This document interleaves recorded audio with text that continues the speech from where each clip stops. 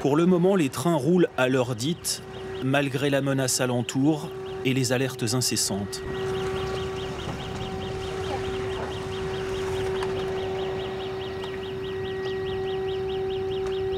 L'apparente tranquillité des habitants est saisissante, alors que Kharkiv, 20 minutes en voiture, est régulièrement frappé et que ce village de Korotych a déjà été maintes fois ciblé. Un spectacle de fin d'année est pourtant prévu à l'extérieur de ce foyer. Tenu par des religieuses, il accueille des familles monoparentales.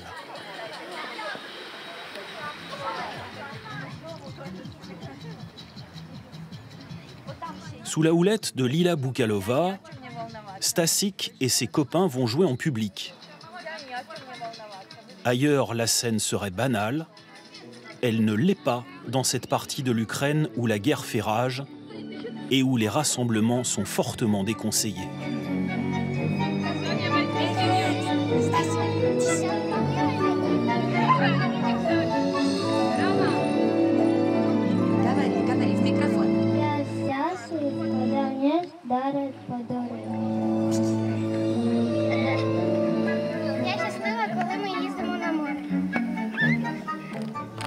Que ce spectacle puisse avoir lieu est déjà en soi un succès.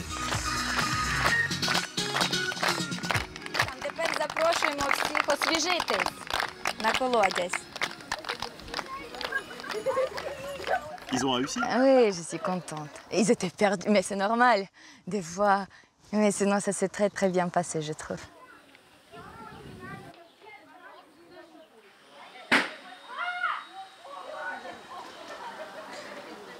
Oui, je pense à tous les gens.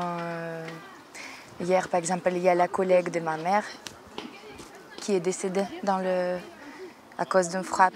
Et aussi, on sait qu'il y a des victimes chaque jour, mais on sait que je suis contente que, comment dire, on pense toujours aux gens, aux enfants aussi qui ne peuvent pas se réjouir comme nous, là maintenant.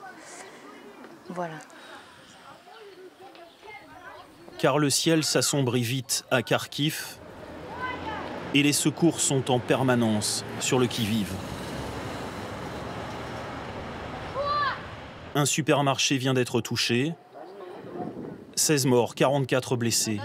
Quasiment pas un jour sans frappe dans la deuxième ville d'Ukraine, qu'une trentaine de kilomètres seulement séparent de la frontière russe.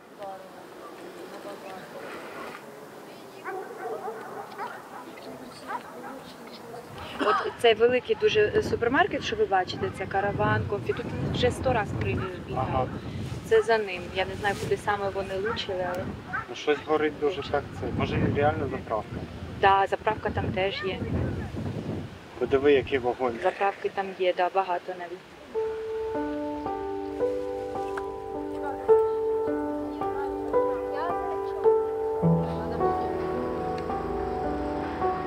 Les pompiers mettront 16 heures à venir à bout des flammes. Une grande partie de cette artère commerciale est détruite. Ni le lieu, ni le jour, un samedi après-midi, n'ont été choisis au hasard. L'activité économique, l'affluence maximale sont des cibles prioritaires pour les Russes.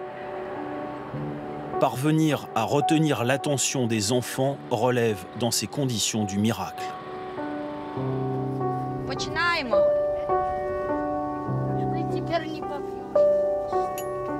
Отже, я дуже прошу, зараз ми робимо тільки те, що стосується вистави. Добре? Один одного не мотузимо, не гоняємось, бо ми це все зробимо під час вистави, окей? І після цього. В нас тільки 1 година залишилась, тому максимально.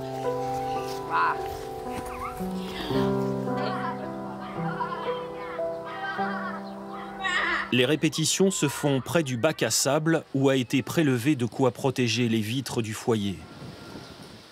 Peur durable de l'avenir, peur du retour d'un scénario connu, celui de l'occupation russe. 7 mois de cauchemar, durablement inscrits dans la mémoire de la directrice.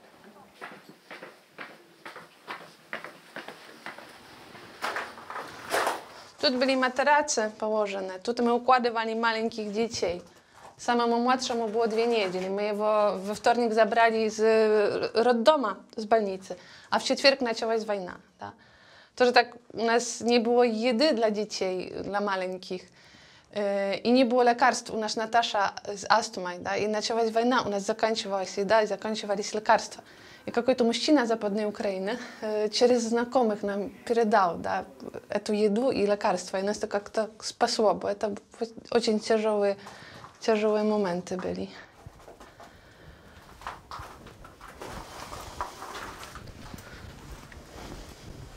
Тут в коридоре еще были тоже матрацы. Так это выглядело.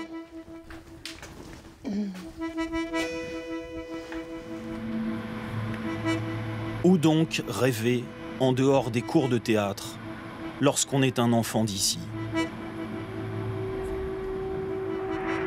Au centre-ville de Kharkiv et son 1,5 million d'habitants qui tentent de vivre malgré tout, où l'on ne compte plus les façades endommagées,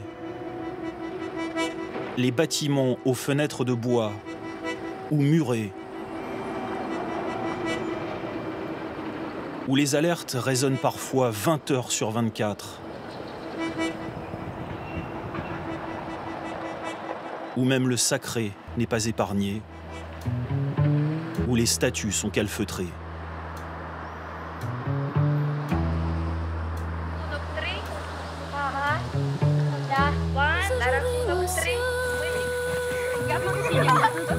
Aider les enfants à dépasser leurs angoisses, les faire entrer dans la vie de personnages qui tranchent avec la leur, leur insuffler un peu de joie en ces temps particulièrement chaotiques. Voilà ce que donne à ces gamins la très énergique Lila Bukalova. Слухайте, хлопці, дівчата, а ну вмикайтесь. Дивіться, тут більша половина, тут менша половина. Я прошу, щоб вони стояли по центру. Ні, стоп. Будь ласка, суньте море, щоб Лєра була по центру. Діма, посунься, будь ласка, на себе. І ще, Сонечка, ну на Віолетту, ну.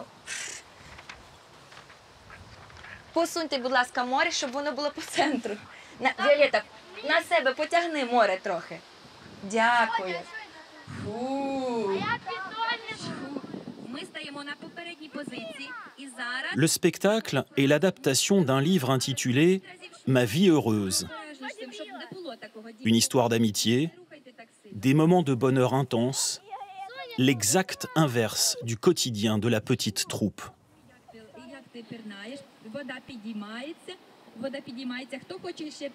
Il y avait plusieurs enfants qui étaient à côté d'une grande explosion, juste à côté. Et ils ont dû, par exemple, un garçon que vous avez pu voir là tout à l'heure, il a dû se mettre par terre comme ça d'un coup. Donc c'est vrai que ça marque les enfants. Donc dès qu'ils entendent une explosion, ils se souviennent de ça. Donc hier, non, c'était pas hier, c'était ce week-end. Et de nouveau, il y avait les bombardements ici, apparemment dans ce village-là et à côté. Et donc ils avaient peur, ils s'est réveillés, ils n'arrivaient pas à s'endormir, voilà. L'idée, c'est la vie malgré tout. La vie, continuer, voir la beauté, les belles choses, continuer d'espérer, d'étudier malgré quand il y a des obstacles, quand il y a des empêchements. C'est ça. Le garçon évoqué par Lila, c'est lui, Stasik. Toujours sur la défensive, malgré son maillot d'attaquant de l'équipe de foot du Brésil. Dans la journée, on entend rarement la voix de ce garçon de 6 ans. Sa mère est à l'étranger pour une période indéterminée. Celui qu'il prend pour son père ne l'est pas.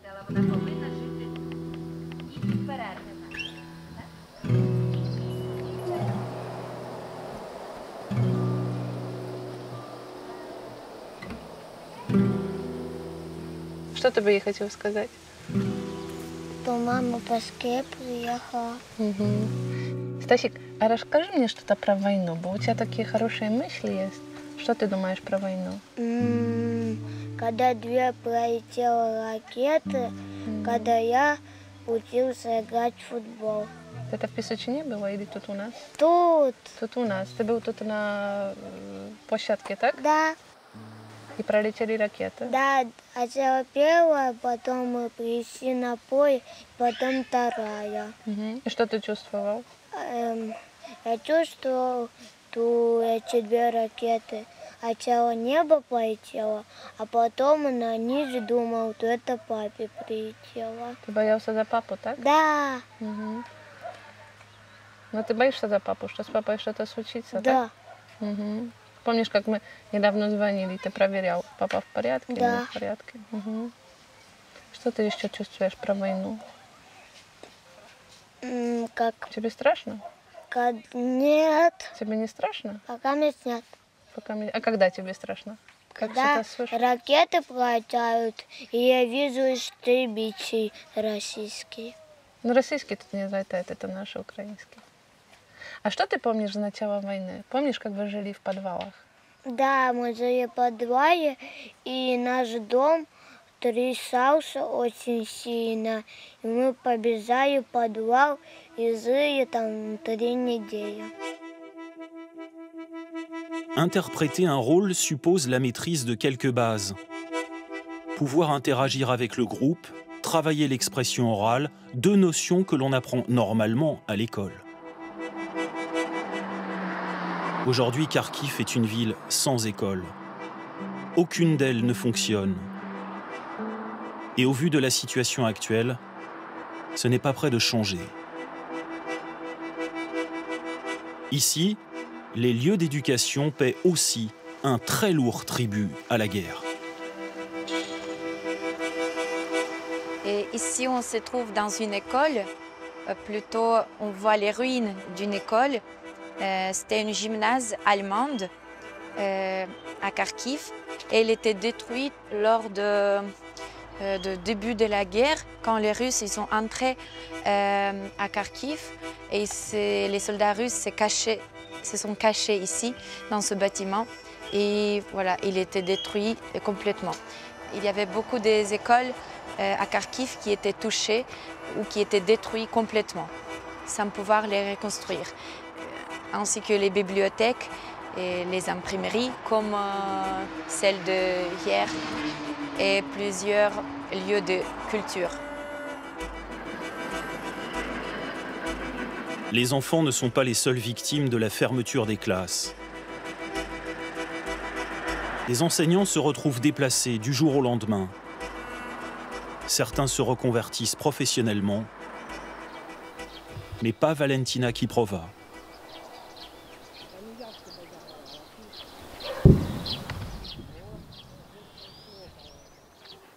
Malgré les déflagrations, cette institutrice vient 3 fois par semaine à Korotich. Pour faire du soutien scolaire, son élève du jour, Kirilo, doit prochainement passer un test pour entrer en primaire. Все добре, добре. Красиво виходить квіточка.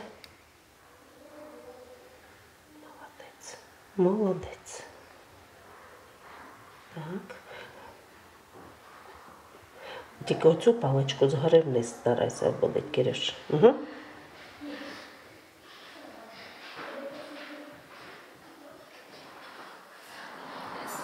Valentina n'est pas originaire de Kharkiv, mais de Kupiansk, 100 km à l'est.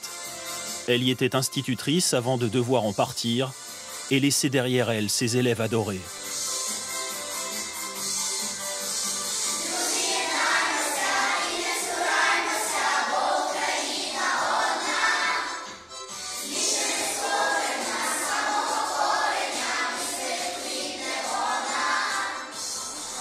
Pour Valentina, tout a basculé le 9 octobre 2022. Ce jour-là, elle et sa famille plient bagages. 1 an et demi plus tard, les blessures psychologiques restent à vif.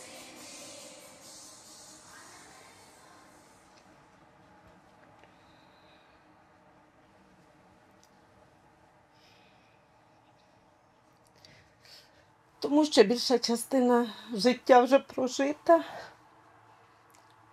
І вона залишилася там.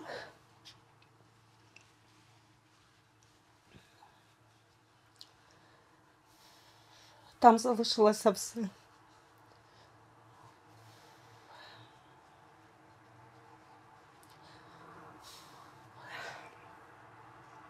Так склалося, що я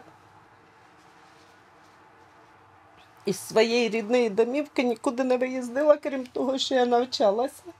Працювала я теж у себе там на батьківщині. В школі я там пропрацювала 27 років вчителем. Ну, там все залишилось. Там залишилася моя молодість.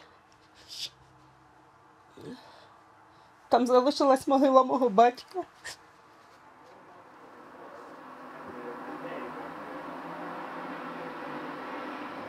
Plusieurs signaux indiquent que la situation continue de se tendre à Kharkiv. La présence renforcée de recruteurs en quête d'hommes à envoyer sur la très proche ligne de front. Une présence militaire également renforcée au checkpoint. La nuit précédente a été particulièrement agitée à Kharkiv. Mais cela n'entame pas la détermination de Lila Boukalova.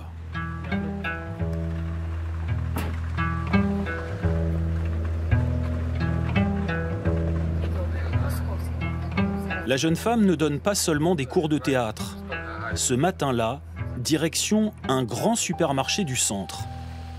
L'affluence y est trompeuse, difficile de se croire dans une ville en guerre. Mais Lila n'est pas là pour faire ses courses, elle vient accomplir un acte patriotique. Comme tous ces hommes et toutes ces femmes.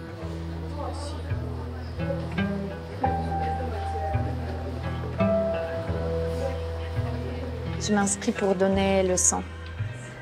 C'est curieux quand même de donner son sang dans un supermarché. Oui, parce qu'en fait, on a un centre principal pour donner le sang, mais maintenant, il se trouve à Alexeïvka, donc ce quartier, il est beaucoup bombardé. Et ce centre ici, il se trouve souterrain, donc il ne se ferme jamais, même, jamais pendant les heures d'ouverture, même quand il y a les alarmes, le bombardement, on est souterrain, donc on peut donner notre sang quand nous voulons. Et donc c'est plus, voilà, comme vous voyez, il y a le queue. C'est toujours comme ça, et malgré que maintenant, il y a toujours le manque de tous les types du sang. Intention louable, mais ce jour-là, pas de chance. Alors comment ça s'est passé? Quoi? Ils m'ont pris le sang pour voir est-ce que j'ai assez d'hémoglobine et j'ai pas assez. J'ai que 119 et le norme c'est 125. Déçu? Dessus. Ça sera Il faut que je mange bien. Mieux. Oui, mieux. Ce sera pour la prochaine fois? Oui, dans un mois. Pas plus tôt. Combien de nouvelles destructions et de morts d'ici là? Encore une frappe. Un lycée technique. Pas de victimes, mais des dégâts considérables.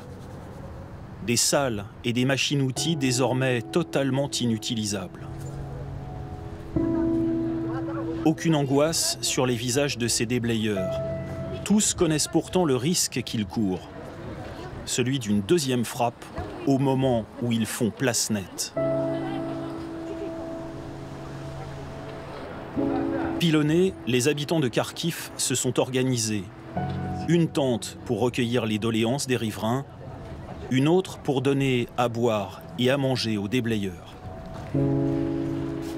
Colmater, réparer, reconstruire rapidement le triptyque ukrainien.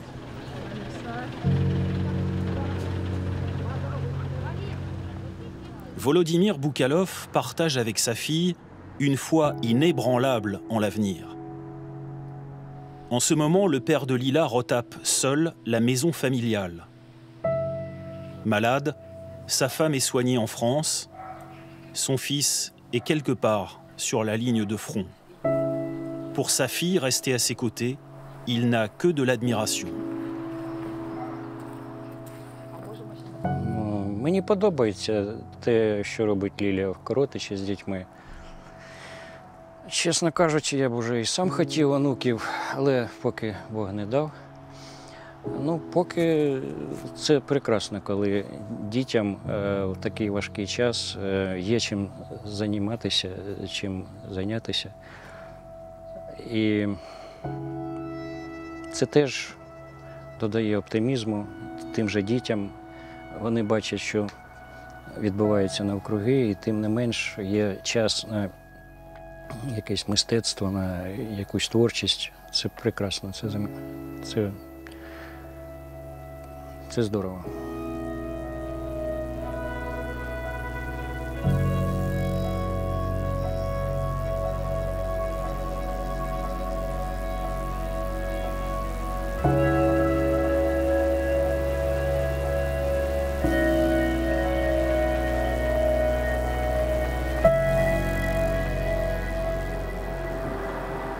L'église catholique où vient prier Lila est toujours debout, mais pour combien de temps encore?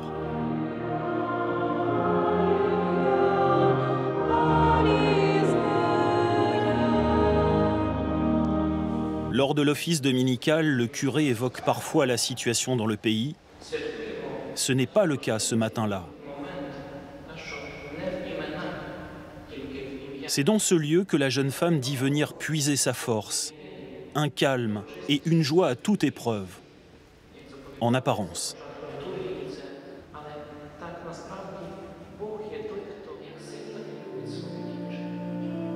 Tout à l'heure, je pensais que j'ai plus de larmes. Comme la plupart des gens ici, vous pouvez voir, on est sereine, on peut penser qu'on est fait de fer, mais c'est pas vrai. Jusque durant ces 2 ans, j'ai versé toutes mes larmes. J'ai l'impression qu'il reste plus dans mon cerveau. Donc, c'est une cause grave, ce qui nous arrive maintenant, parce que on voit que l'éducation baisse, le niveau en général. Et c'est pour ça que je demande que ces enfants soient quand même bien formés, qu'ils puissent grandir et devenir de vrais hommes, de vraies femmes.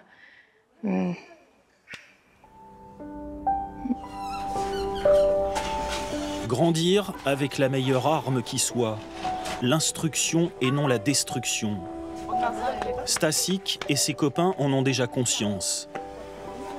Dans cette partie de l'Ukraine, il existe des adultes pacifiques et bienveillants qui croient en eux, en leur avenir, les chérissent tant qu'il y a de la vie.